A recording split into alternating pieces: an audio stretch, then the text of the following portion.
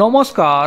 যখন আরজিকরের ঘটনার পরে নির্যাতিতা তরুণী চিকিৎসকের মা বাবাকে নিয়ে তৃণমূলের মদন মিত্র, কুণাল ঘোষ, ফিরহাদ হাকিম, কল্যাণ বন্দ্যোপাধ্যায়রা নানাভাবে কটূক্তি করছে, তখন অনেকে প্রশ্ন তুলছেন, তৃণমূলের এই সমস্ত নেতারা আসলেই মানুষ তো, নাকি অন্য কিছু?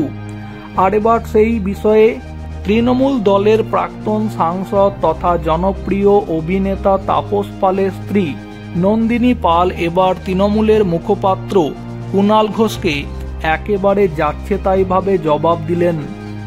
আরজিকরে নির্যাতিতা তরুণী চিকিৎসক ধর্ষণ খুনের ঘটনার পরে তার বাবা মা এবং তৃণমূল নেতা কুণাল ঘোষের মধ্যে তীব্র বিতর্ক সৃষ্টি হয়েছে। কুণাল ঘোষের কিছু মন্তব্যের পরে এবার তাপস পালের স্ত্রী নন্দিনী পাল তাকে তীব্র আক্রমণ করেছেন সোশ্যাল মিডিয়াতে। ফেসবুকে একটি দীর্ঘ পোস্টে নন্দিনী পাল কুণাল ঘোষের ওপর ক্ষোভ উগড়ে দিয়ে লিখেছেন, কুণালবাবু প্লিজ জানুন, কষ্ট এবং বেদনার প্রকাশ বড় ব্যক্তিগত বিষয়। আপনার মন্তব্য এত অসংবেদনশীল এবং রূঢ় কেন?